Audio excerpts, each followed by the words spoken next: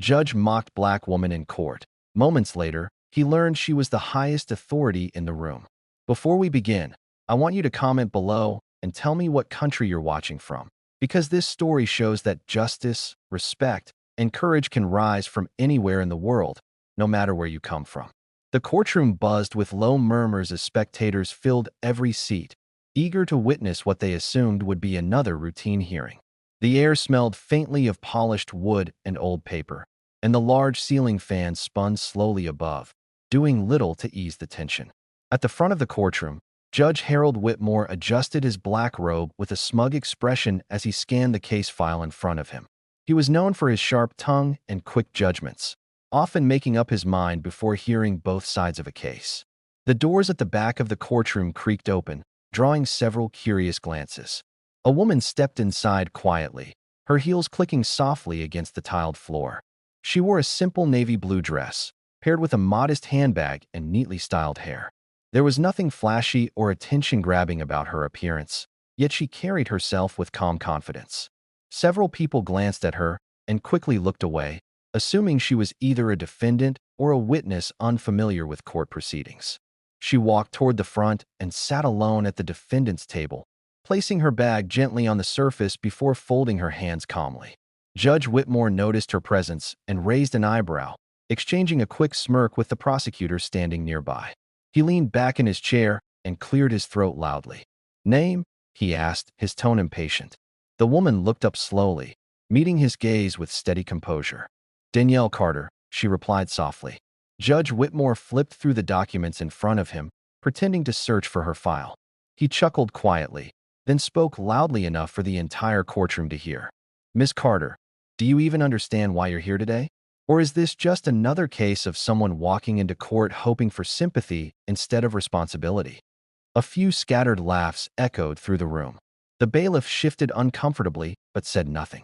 Danielle remained silent, her expression unchanged. "I understand exactly why I'm here," she answered calmly. Judge Whitmore leaned forward, resting his elbows on the bench. "That's surprising," he said mockingly, "because most people in your situation don't seem to understand the seriousness of court proceedings." The prosecutor smirked while flipping through his own notes, clearly entertained by the judge's remarks. Danielle glanced around the courtroom briefly before returning her gaze to the judge. Her posture remained upright and dignified, showing no sign of intimidation. Judge Whitmore sighed dramatically. "Let's get this over with. You've been cited for unauthorized legal interference in a pending case. According to this report, you attempted to halt proceedings in a lower district court yesterday." Gasps spread through the audience. Interfering with court proceedings was considered a severe offense. "And what exactly makes you think you have the authority to interrupt a legal hearing?" the judge asked, barely hiding his amusement. Danielle paused for a moment, as though carefully choosing her words. "I intervened because there were procedural violations that could have denied a defendant their constitutional rights," she replied evenly. Judge Whitmore burst into laughter, slapping his hand lightly against the bench. "Constitutional rights?" he repeated, shaking his head. "And you decided to take it upon yourself to play lawyer?" More laughter followed, growing louder this time. Danielle remained still, her eyes steady and unshaken. "You see, Miss Carter," Judge Whitmore continued, wiping tears of laughter from the corner of his eye, "people spend years studying law before they even think about stepping into a courtroom with opinions like that. What exactly qualifies you to question legal procedures?" The room fell silent as everyone waited for her response. Danielle reached into her handbag slowly. The prosecutor leaned closer, watching suspiciously, while the bailiff placed a cautious hand near his belt. She removed a small leather folder and placed it gently on the table. "My qualifications are documented here," she said calmly. Judge Whitmore waved dismissively. "I'm not interested in some online certificate or community college diploma. You should have hired an attorney instead of embarrassing yourself." A few spectators nodded in agreement, whispering among themselves. Danielle opened the leather folder carefully and removed an official document. She stood up gracefully, holding it with both hands. "I believe it would be appropriate for you to review dramatically, but gestured for the bailiff to retrieve the document. The bailiff walked down the aisle, took the paper from Danielle, and delivered it to the judge. The judge glanced at it casually at first, his smirk still visible. But within seconds, His expression began to change. His eyebrows furrowed and his posture straightened. He adjusted his glasses and read the document again, this time more slowly. The courtroom grew quieter with each passing second. The prosecutor leaned over slightly, trying to glimpse the paper, but the judge instinctively pulled it closer to himself. Judge Whitmore cleared his throat, his earlier confidence visibly shaken. He flipped the page, scanning the official seal embossed at the bottom. "Where did you get this?" he asked, his voice noticeably softer. Danielle clasped her hands calmly in front of her. "It was issued to me following my appointment," she replied. The judge's hands trembled slightly as he reread the heading on the document. The courtroom remained silent, sensing the sudden shift in atmosphere. One of the spectators leaned forward, whispering to the person beside them, sensing that something unexpected was unfolding. Judge Whitmore swallowed hard before looking up at Danielle again, studying her face more carefully, as if seeing her for the first time. You're saying this document is authentic?" he asked cautiously. "Yes," Danielle answered simply. The prosecutor frowned, clearly confused by the judge's sudden change in tone. Judge Whitmore glanced toward the court clerk, then back at Danielle. His voice dropped almost to a whisper. "Why didn't you identify yourself when you entered the courtroom?" Danielle's expression remained calm, but there was a hint of sadness in her eyes. "Because I wanted to see whether I would be treated with the same respect given to any citizen standing before the court," she said quietly. A wave of murmurs spread through the courtroom like wildfire. Judge Whitmore leaned back slowly, staring at the document as though it had suddenly become too heavy to hold. The prosecutor shifted nervously, glancing between Danielle and the judge. "Your Honor," he said cautiously, "may I ask what this is about?" Judge Whitmore did not respond immediately. His eyes remained fixed on the paper, his face pale. Danielle stood silently, her posture unwavering, her presence commanding the attention of every person in the room without her raising her voice. The ceiling fans continued their slow rotation, their quiet hum the only sound filling the courtroom as tension thickened. Judge Whitmore finally placed the document gently on the bench, his hands folded tightly together. "This hearing," he began, his voice strained, "is temporarily suspended." The courtroom erupted into whispers, confusion spreading among the audience. Danielle remained standing, her gaze steady, as the weight of her revelation began to settle over the room like a storm that no one had seen coming. Judge Whitmore adjusted his collar as a bead of sweat rolled down the side of his face, something that had never happened to him in his 27 years on the bench. He glanced toward the court clerk, who sat frozen with her pen hovering above her notebook, uncertain whether to continue recording or wait for further instruction. The bailiff stood stiffly beside the door, his earlier confidence replaced by visible unease. Danielle remained standing, her posture straight and composed, her expression neither proud nor angry, but calm and observant. She had not moved since handing over the document, and her stillness somehow carried more authority than any raised voice could have. The prosecutor leaned closer toward the bench, lowering his voice. "Your Honor, is there an issue with the documentation?" he asked cautiously. Judge Whitmore inhaled deeply before responding. "Mr. Reynolds, I suggest you take a seat," he said, his voice firm but noticeably less commanding than before. The prosecutor blinked in surprise but complied, slowly returning to his chair while glancing suspiciously at Danielle. The spectators began whispering louder now, trying to piece together what was happening.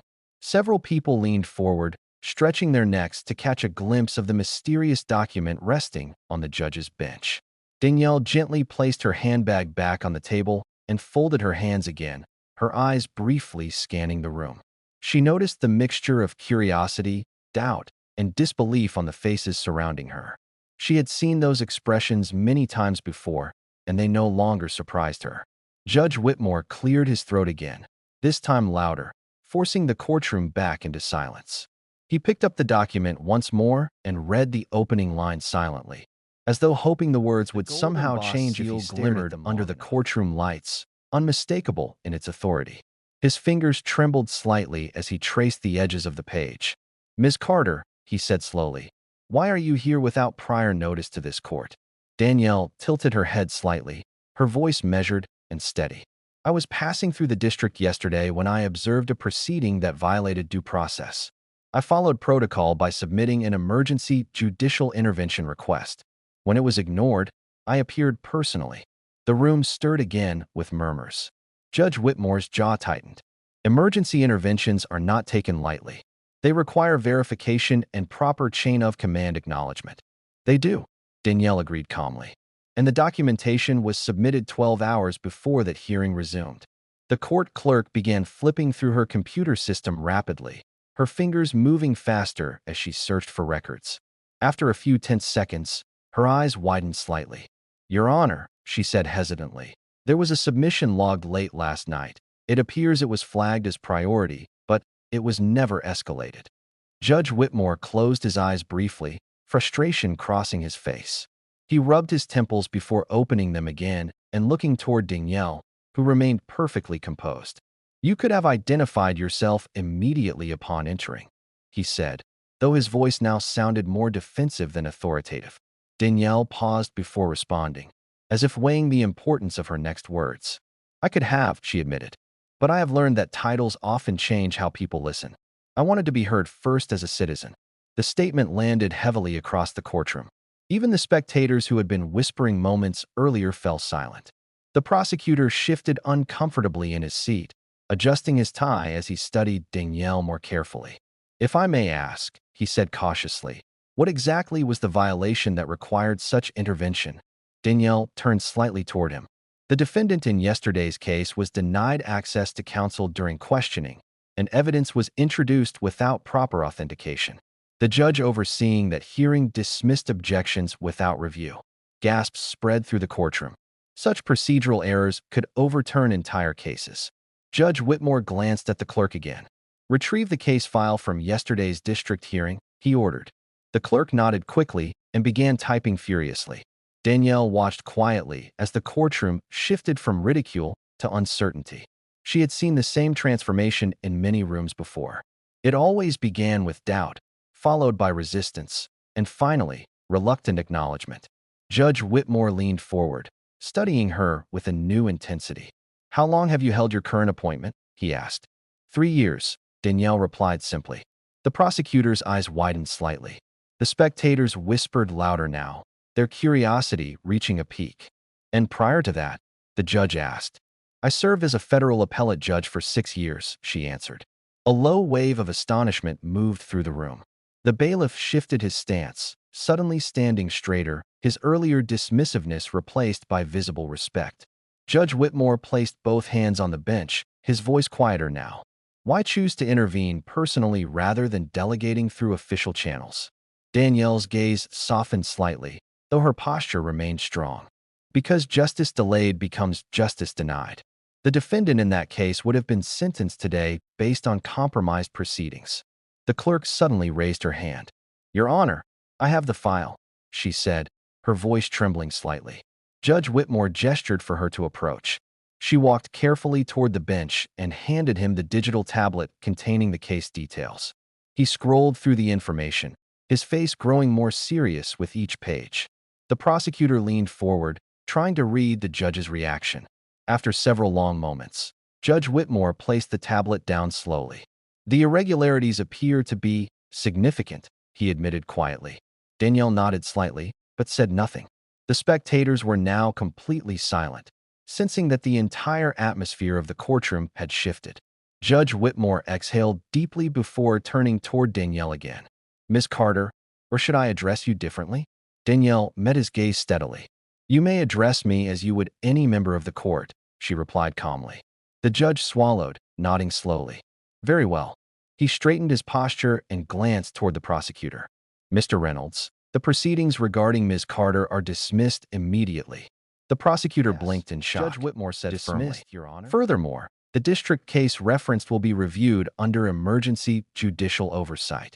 The courtroom erupted into louder whispers, the tension breaking into waves of astonishment. Danielle gently gathered her folder and placed it back inside her handbag. She showed no sign of triumph, only quiet composure. Judge Whitmore hesitated before speaking again. "Ms. Carter, I owe you an apology." The room fell completely silent again. Apologies from judges, especially from someone with Whitmore's reputation, were nearly unheard of.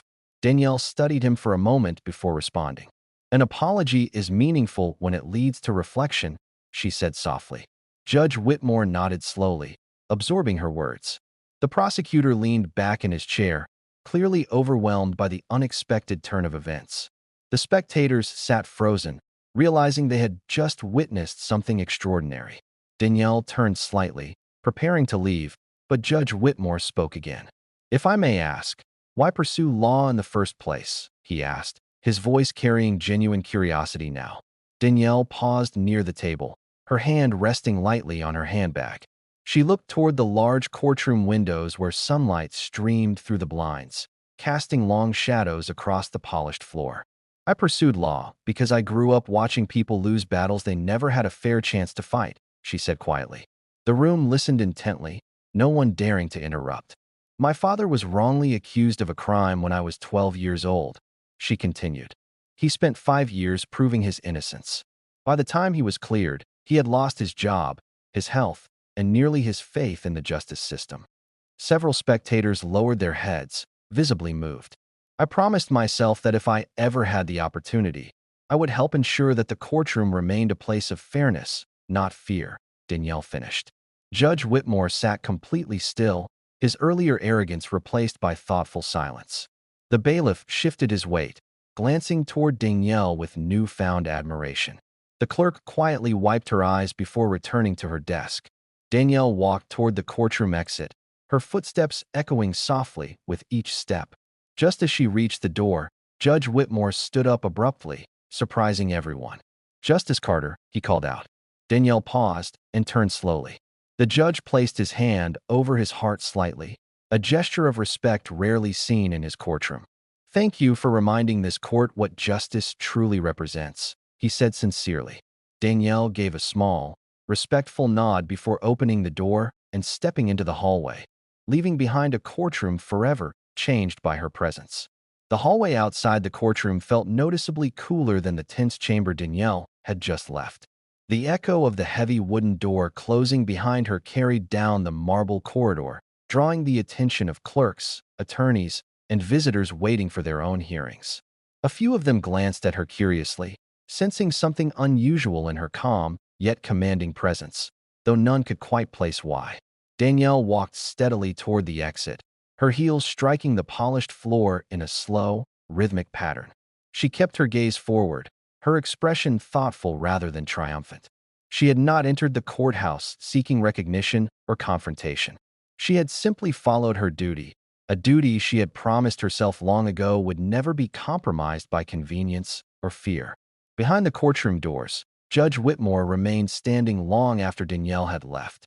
The prosecutor shifted awkwardly, unsure whether to gather his papers or wait for further instruction.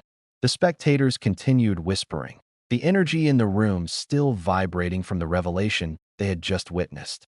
Judge Whitmore slowly lowered himself back into his chair, his mind replaying every word he had spoken earlier.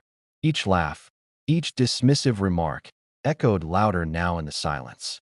He glanced toward the document still resting on his bench, the official seal staring back at him like a reminder of his own misjudgment. The court clerk cleared her throat gently. "Your Honor, should we adjourn for recess?" she asked cautiously. Whitmore hesitated before nodding. "Yes, 15 minutes," he replied quietly. The bailiff announced the recess, and the courtroom erupted into conversation as spectators stood, some shaking their heads in disbelief, while others excitedly recounted what they had just witnessed. The prosecutor gathered his files quickly and approached the bench. "Your Honor, I had no idea," he said under his breath. Whitmore sighed, rubbing his forehead. Danielle stepped outside the courthouse into the bright afternoon sunlight. The city bustled with its usual rhythm, unaware that a powerful moment of accountability had just unfolded within those walls. Cars passed along the street, vendors called out to pedestrians, and life continued as if nothing had happened. A black sedan waited near the curb, its driver standing beside the rear door. As Danielle approached, the driver nodded respectfully and opened the door for her. She paused briefly before entering, taking a deep breath as she glanced back at the courthouse building towering behind her. She slid into the back seat, placing her handbag beside her. The driver closed the door gently and returned to his seat before starting the engine. Back to the chambers, Your Honor? He asked. Danielle nodded softly. Yes, but take the longer route, she said. The driver raised an eyebrow slightly, but said nothing as he pulled into traffic. Danielle leaned back against the seat, her eyes drifting toward the passing streets. The longer route gave her time to think, something she had learned to value after years of carrying the weight of decisions that affected countless lives. Her thoughts drifted back to her childhood, to the small neighborhood where her journey had begun. She remembered the narrow streets lined with aging apartment buildings and the laughter of children playing under flickering streetlights. She remembered sitting beside her father at their tiny kitchen table as he explained his innocence over and over, trying to convince a world that had already decided his guilt. She remembered the nights her mother cried quietly in the bedroom, thinking Danielle was asleep. Those memories had never left her. They had shaped her, strengthened her, and driven her to pursue a career many believed would be impossible for someone from her background. The sedan stopped at a traffic light, and Danielle glanced out the window at a young girl walking with her mother across the street. The child held a small school bag, her face bright with innocence and curiosity. Danielle watched them until the light changed and the car moved forward again. Back inside the courthouse, Judge Whitmore sat alone in his chambers after the courtroom cleared. The prosecutor had left, the clerk had returned to her duties, and the bailiff stood outside the door, sensing that the judge needed privacy. Whitmore stared at the framed certificates hanging on his office wall. They represented decades of education, achievement, and recognition. Yet, for the first time in his career, they felt hollow. He had always prided himself on efficiency, on maintaining control, on delivering swift rulings. But he now questioned whether efficiency had replaced empathy somewhere along the way.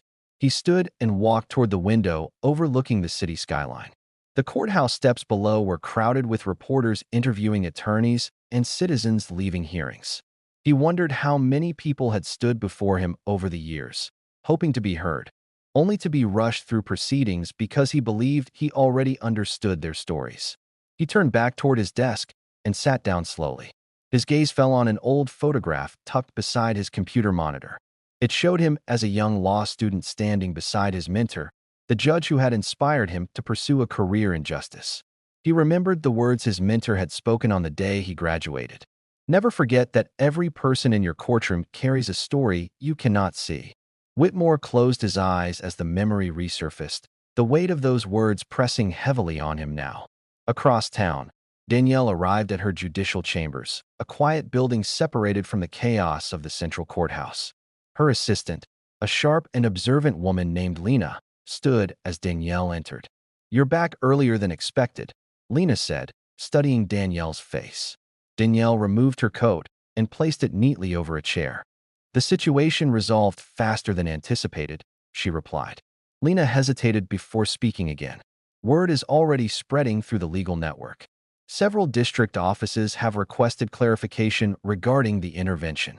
Danielle nodded, unsurprised. "Prepare a formal statement confirming procedural review standards," she said calmly. Lena quickly took notes before pausing again. "May I ask something?" she said carefully. Danielle looked up. "Of course. Why attend personally?" "You rarely do that," Lena asked. Danielle walked toward the large window overlooking the city, her reflection faintly visible against the glass. "Because sometimes presence speaks louder than orders," she answered softly. Lena nodded, understanding more than she said. She had worked with Danielle long enough to recognize that her decisions were never impulsive. They were calculated, purposeful, and guided by principles that rarely bent under pressure. And opened her folder, reviewing the district case files once more. As she read through the transcripts, her expression hardened slightly. The violations were worse than she had initially suspected. Witness testimonies had been rushed, evidence had been introduced without verification, and the defendant had been denied multiple requests for legal representation. She closed the file slowly, her mind already planning the next steps. Meanwhile, at the courthouse, Judge Whitmore stepped out of his chambers and called for his clerk. "I want a full review of every case I've presided over in the last 6 months where defendants appeared without counsel," he said firmly. The clerk blinked in surprise, but nodded quickly. "Yes, Your Honor." Whitmore returned to his office, feeling the weight of accountability settle over him. Danielle's presence had not just exposed one procedural failure. It had forced him to confront the possibility of a pattern he had never noticed or perhaps had chosen not to notice.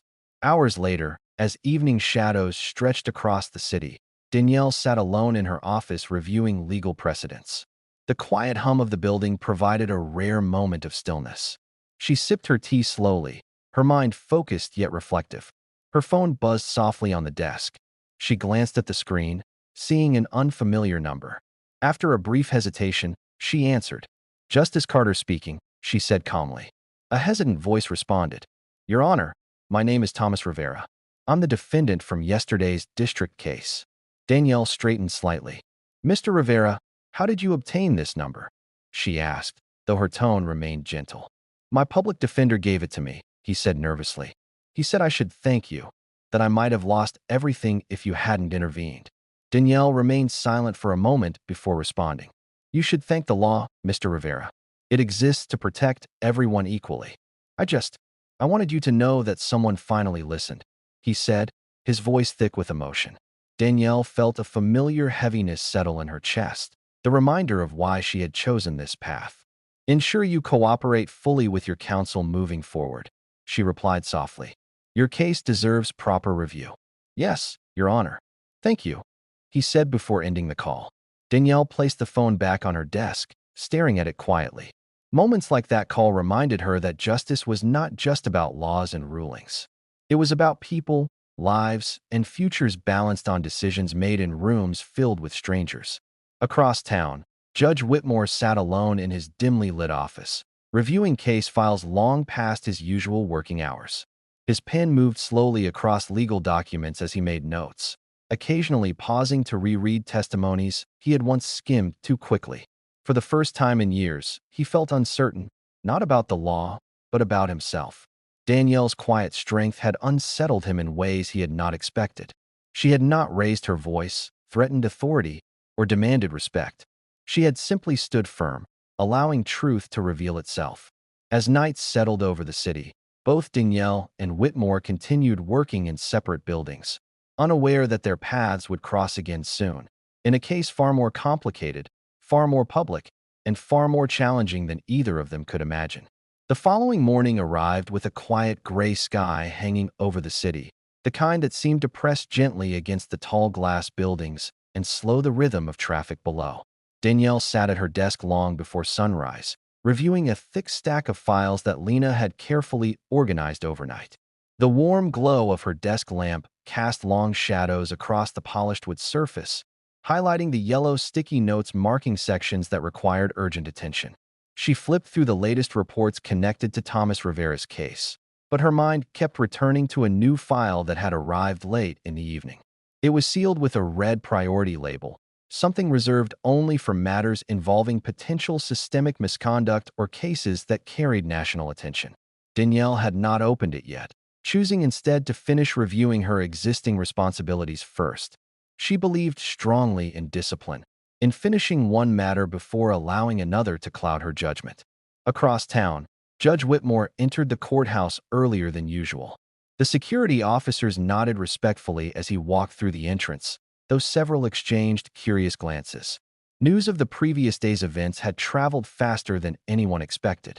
Legal staff whispered quietly in hallways, unsure how to approach the judge who had long been known for his confidence and strict demeanor. He carried a leather briefcase filled with files he had taken home the night before, though he had barely slept. He kept replaying Danielle's words in his mind, particularly her statement about wanting to be heard first as a citizen. That sentence had echoed in his thoughts like a quiet but persistent alarm he could not silence. He stepped into his chambers and placed the briefcase on his desk. His clerk, Maria, entered moments later holding a tablet and several printed reports. "Good morning, Your Honor," she said carefully. Whitmore nodded. "Did you gather the case review records I requested?" he asked. Maria handed him the documents slowly. "Yes, but there are more than expected," she admitted. Whitmore raised an eyebrow and began scanning the first few pages. His expression tightened as he noticed repeated patterns. Several defendants had appeared without proper legal counsel. In a few cases, evidence had been submitted without thorough authentication reviews. None of the errors were intentionally malicious, but together they formed a troubling trend of rushed proceedings. Whitmore leaned back in his chair, his chest tightening as the realization sank in. He had believed he was maintaining efficiency. Instead, he had unknowingly contributed to shortcuts that compromised fairness. Maria hesitated before speaking again. "There's something else," she said. Whitmore looked up. "The Judicial Oversight Committee has requested your presence this afternoon," she said softly.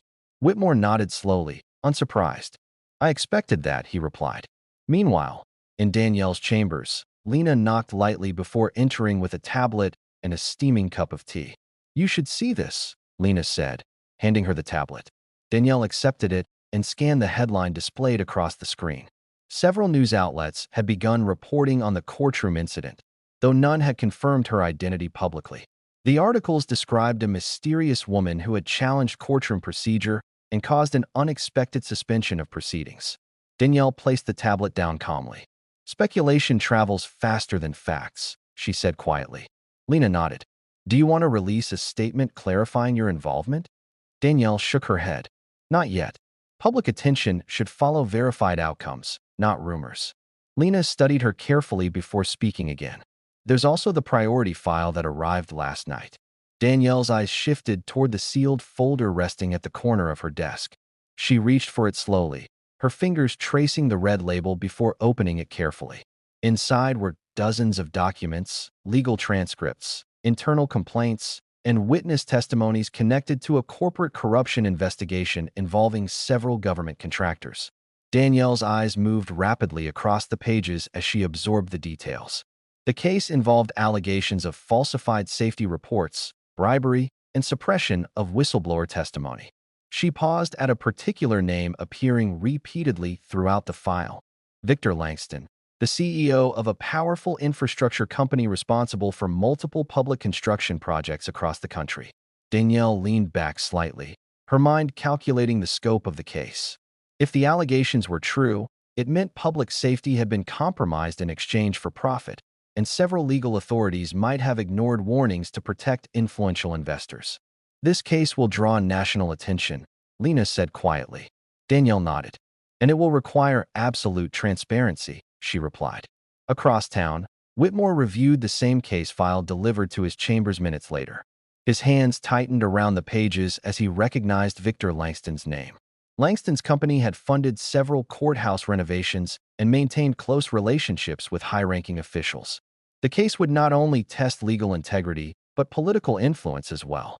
Whitmore stared at the documents, sensing that his involvement in the case would place him under intense scrutiny, especially after the previous day's events.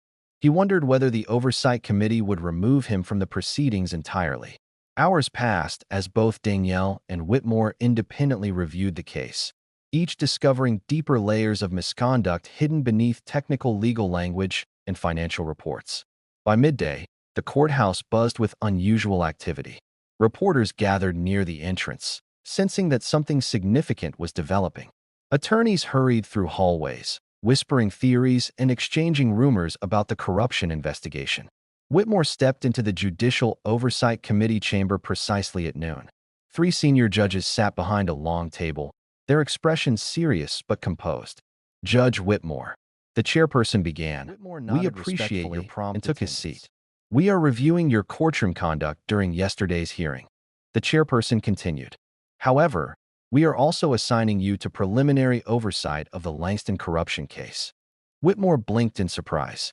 "I assumed I would be removed due to the incident," he admitted. One of the committee members leaned forward. "On the contrary, your acknowledgement of procedural concerns demonstrates willingness to reflect, which we believe is necessary for a case of this magnitude." Whitmore nodded slowly, both relieved and overwhelmed by the responsibility. Meanwhile, Danielle received a similar notification assigning her as senior judicial authority overseeing the same case. The assignment meant she and Whitmore would work closely together, a development neither of them had anticipated. Later that afternoon, Danielle entered the central courthouse once again. This time, her arrival drew quiet attention from staff who had begun recognizing her from circulating rumors. She walked through the corridor calmly, her focus entirely on the case ahead.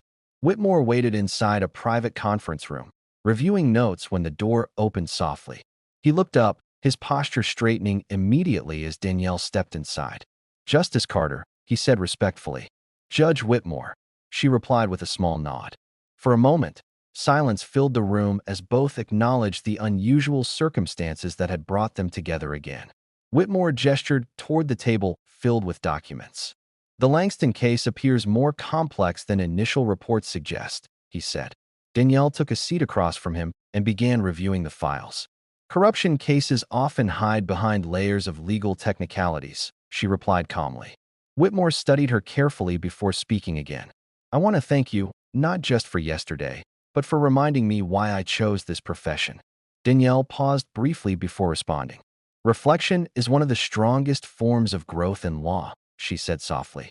They spent hours discussing evidence, witness protection strategies, and procedural safeguards to ensure the investigation remained impartial. As the sun began setting outside the courthouse windows, casting orange light across the conference table, both judges realized the case would test not only their professional abilities but their personal convictions. Just as they prepared to conclude their meeting, a security officer knocked urgently on the door. Whitmore stood and opened it slightly, listening as the officer whispered something into his ear. Whitmore's expression hardened as he turned back toward Danielle. There's been an incident, he said quietly. What kind of incident? Danielle asked. A key whistleblower connected to the Langston case has gone missing, Whitmore replied. Danielle stood immediately, her mind racing with possibilities. The case had already escalated from legal investigation to potential criminal conspiracy.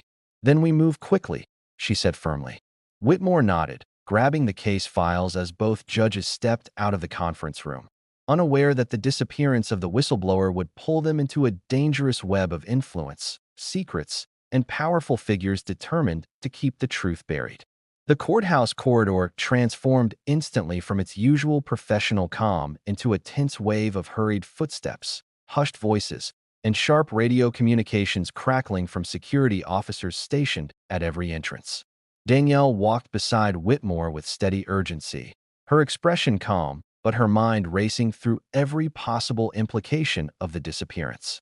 Whistleblowers rarely vanished without warning unless someone powerful feared what they might reveal. The security officer leading them spoke in quick, clipped sentences as they moved toward a restricted operations room deep inside the courthouse basement. The air grew cooler as they descended the stairwell, the fluorescent lights above casting stark reflections across the polished metal railings. Danielle could hear the faint hum of surveillance equipment even before they reached the heavy steel door at the end of the hallway. Inside, several investigators stood around a large digital screen displaying security footage timelines, phone records, and transportation logs. The room smelled faintly of coffee and tension, the kind that built slowly and refused to settle. An investigator turned as Danielle and Whitmore entered. Your Honors, he said respectfully, though his voice carried urgency. The whistleblower, Elena Morales, was scheduled to meet federal investigators this morning at 9:30. She never arrived. Danielle stepped closer to the screen, her eyes scanning Elena's file photo. The woman seemed to be in her early 30s, with determined eyes and a professional posture that suggested she had carried responsibility long before she stepped forward. Danielle asked. Security cameras show her leaving her apartment building at 8:10 a.m. She entered a rideshare vehicle that never reached its destination, the investigator explained. Whitmore crossed his arms tightly. The driver, he asked. We're tracking him now. The vehicle was abandoned near the industrial district an hour later, the investigator replied. Danielle felt a familiar tightening in her chest. Cases involving corporate corruption often escalated into intimidation, but disappearance suggested something far more dangerous. Any communication from Morales after she left home? She asked. The investigator shook his head. Her phone was switched off 20 minutes after entering the vehicle. We've attempted to trace signal pings, but someone appears to have used signal blockers. Whitmore exhaled slowly, glancing toward Danielle. They were prepared, he said quietly. Danielle nodded, her mind already building possible timelines and suspect networks. What about her apartment? Signs of forced entry or surveillance? Nothing obvious. However, neighbors reported seeing a black SUV parked across the street for several nights this week, the investigator answered. Whitmore's jaw tightened. Professional surveillance, he muttered. Danielle turned toward the screen again, studying Elena's employee history with Langston Infrastructure. She had worked as a senior safety auditor for 5 years, a role that gave her access to internal inspection reports and engineering certifications for major construction projects. She must have discovered something significant, Danielle said softly. The investigator nodded. Her preliminary statement mentioned falsified structural safety approvals for 3 major public bridges currently under construction. Whitmore's eyes widened slightly. If those reports were manipulated, thousands of lives could be at risk, he said. Danielle closed her eyes briefly, imagining families driving across bridges they trusted, unaware that profit might have replaced safety in their design. We need to locate her immediately, she said firmly. Across the city, storm clouds gathered slowly over the skyline, darkening the afternoon sky as though reflecting the growing tension surrounding the case. In a quiet warehouse near the industrial district, a faint beam of light slipped through a narrow window, illuminating a figure sitting on the floor with her wrists bound, but her posture surprisingly steady. Elena Morales leaned against a wooden crate, her breathing slow and controlled. Fear pressed against her chest, but determination burned stronger. She replayed the moment her rideshare vehicle had taken an unexpected turn, the driver's silence, the sudden appearance of another vehicle blocking the road, and the hood pulled over her head before she could react. She listened carefully to muffled voices outside the room, recognizing fragments of conversation discussing deadlines and instructions from someone they referred to only as the director. Elena realized she was not just being silenced. She was being held as leverage. Back at the courthouse, Danielle and Whitmore reviewed surveillance maps spread across the operations table. Lines of digital tracking routes formed complex webs across the city. Whitmore leaned closer to Danielle, lowering his voice slightly. This case is larger than corporate corruption. It suggests organized obstruction of justice, he said. Danielle nodded slowly. Which means anyone connected to exposing it is in danger, she replied. Whitmore hesitated before speaking again. Including you. Danielle met his gaze calmly. Danger is part of defending truth, she said softly.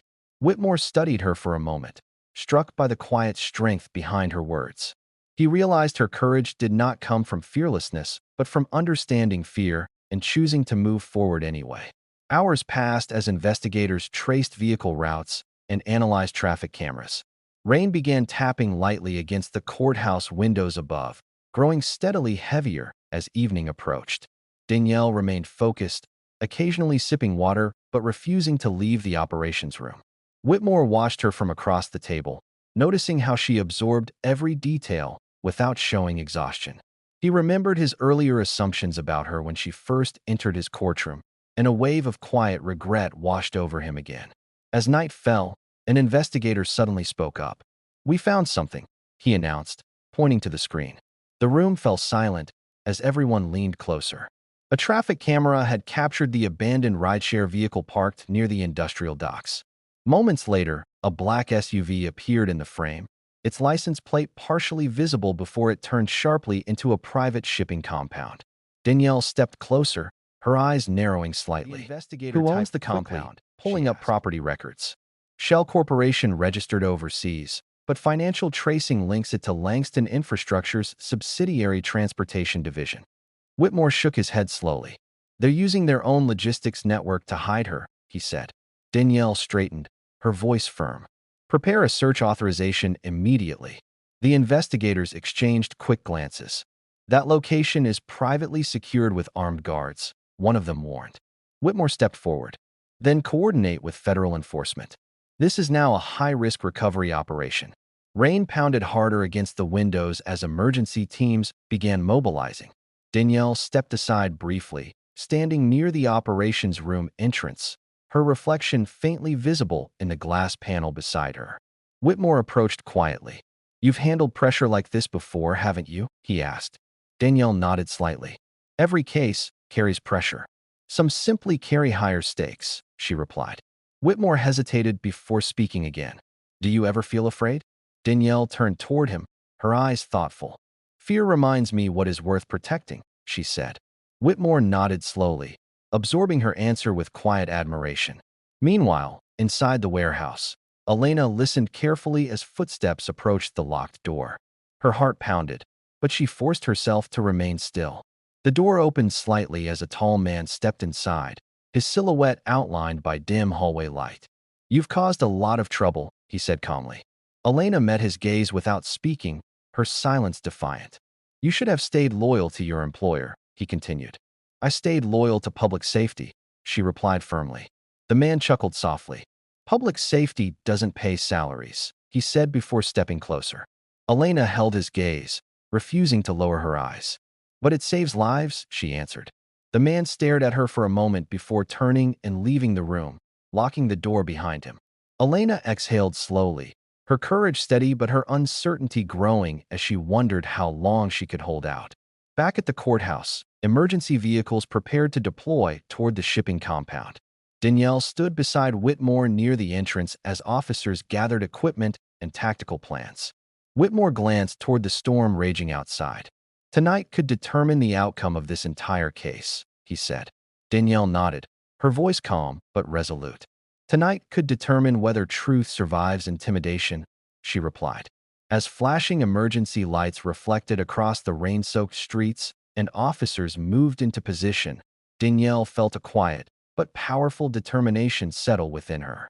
She knew the coming hours would test not only legal boundaries, but human courage, loyalty, and sacrifice. Somewhere in the darkened industrial district, Elena Morales waited, unaware that rescue efforts were already moving through the storm toward her location, and that the decisions made in the next few hours would forever change the lives of everyone connected to the Langston case. The convoy of emergency vehicles sliced through the rain-heavy night like streaks of determination cutting across uncertainty. Sirens remained silent to preserve the element of surprise, leaving only the steady hum of engines and the sharp hiss of tires rolling over soaked pavement.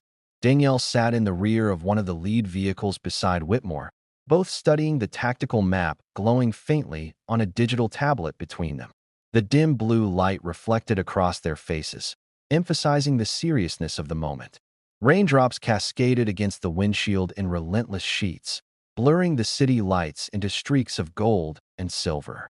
Danielle watched the blurred skyline disappear behind them as they approached the industrial district, a part of the city known for abandoned warehouses, shipping yards, and private logistics compounds where oversight often slipped through the cracks of regulation.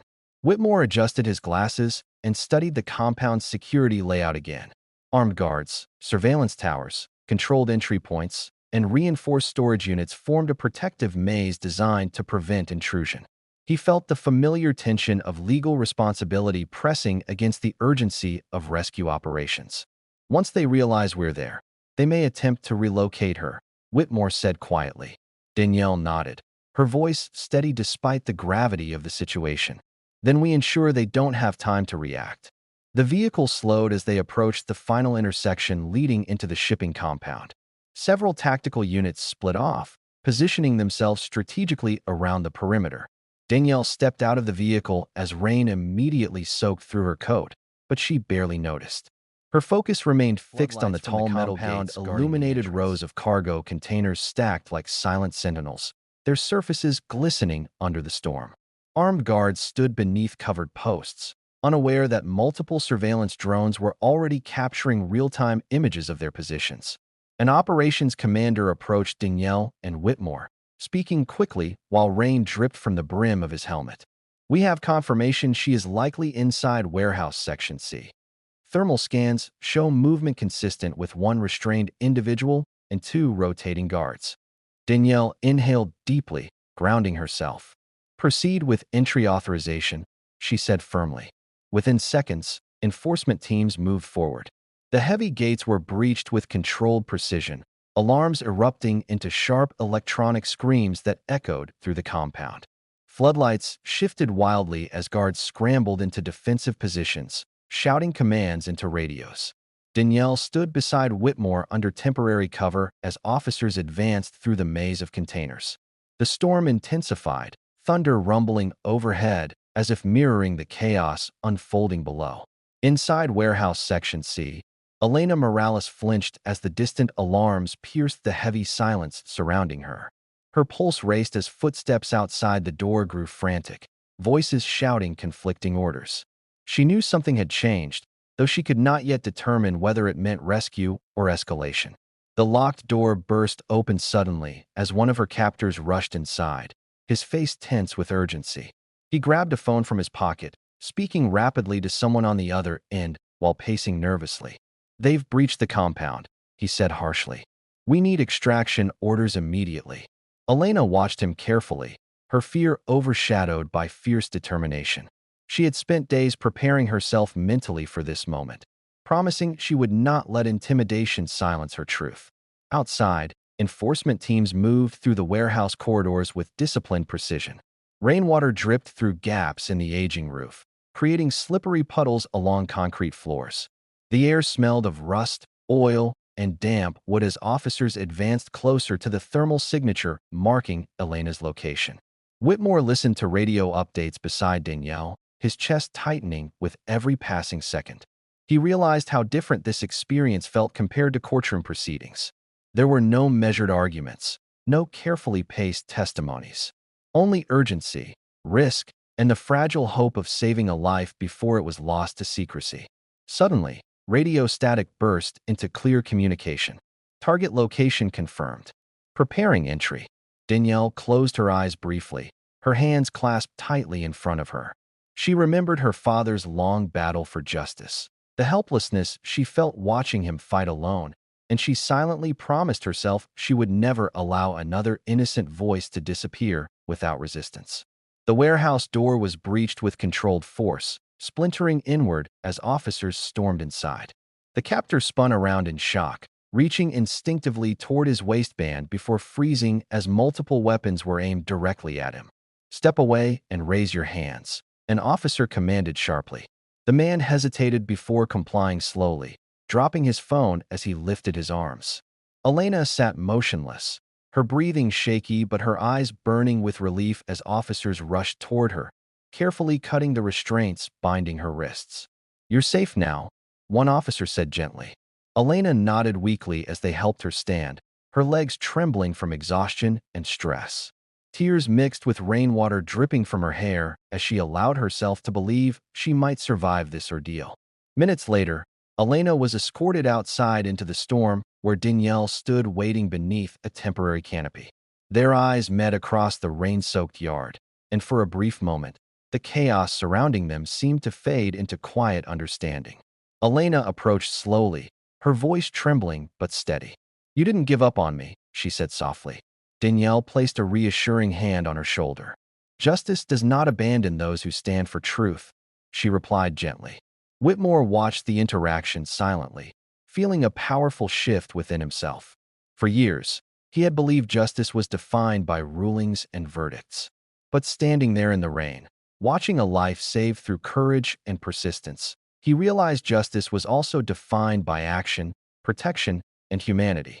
As emergency teams secured the compound and arrested several suspects, investigators began gathering evidence linking Langston infrastructure directly to the kidnapping attempt. Digital records, financial logs, and internal communications revealed a desperate attempt to silence Elena before she could testify about the city courthouse overflowed with media attention as the Langston corruption trial began. Danielle presided over the proceedings with unwavering composure, while Whitmore oversaw procedural enforcement beside her. The courtroom buzzed with anticipation as Victor Langston himself sat at the defendant's table, his confident demeanor cracking under the weight of mounting evidence. Elena testified with remarkable strength, recounting the safety violations she had uncovered and the intimidation tactics used to silence her. Her voice remained steady despite the crowded courtroom and flashing cameras capturing every moment. Danielle listened carefully, ensuring each testimony followed proper legal procedure, protecting the integrity of the case from any attempt to discredit it. Whitmore, now deeply committed to fairness, scrutinized every piece of evidence with meticulous attention, determined never again to allow shortcuts to overshadow justice. Weeks of testimony revealed systemic corruption stretching across corporate executives, regulatory officials, and financial investors. Public outrage grew as citizens realized how close they had come to catastrophic infrastructure failures caused by greed and negligence. Finally, after exhaustive review and irrefutable evidence, Danielle delivered the final ruling. Victor Langston and several accomplices were found guilty of corruption, conspiracy, and obstruction of justice. The courtroom erupted into a mixture of relief, applause, and emotional tears as the verdict echoed across national broadcasts. Elena sat quietly beside federal protection officers, her eyes filled with gratitude and disbelief. Whitmore lowered his head slightly, humbled by the journey that had transformed his understanding of justice. Danielle remained composed, though a quiet sense of fulfillment warmed her chest as she realized the promise she made as a child had guided her to this moment. Outside the courthouse, crowds gathered as news of the verdict spread across the city. Families, workers, and citizens stood together, celebrating accountability and the reassurance that truth could still prevail against power.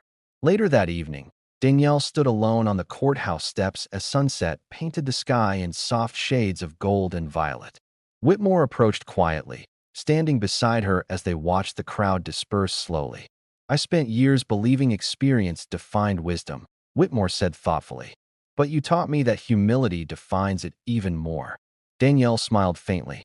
"Justice is a journey, not a destination," she replied. Whitmore nodded, his voice filled with sincere gratitude. "Thank you for changing how I see the law and myself." Danielle looked toward the fading sunlight, her voice calm but meaningful. "We change when we listen, and we grow when we choose fairness over pride." As night settled across the city, Danielle walked down the courthouse steps and into the quiet streets, her figure blending into the rhythm of everyday life. She carried no desire for recognition or applause, only the quiet satisfaction of knowing she had defended truth when it mattered most. The storm that once threatened to silence justice had passed, leaving behind a renewed reminder that respect cannot be demanded through authority alone, that courage often appears in the calmest voices, and that true justice begins when we choose to see people not through assumptions, but through fairness, dignity, and compassion. And somewhere in the city, in homes, offices, and classrooms, people shared the story of the woman who walked into a courtroom, faced laughter with grace, and proved that the strength of justice lies not in titles, but in the courage to stand for what is right even when the world doubts you.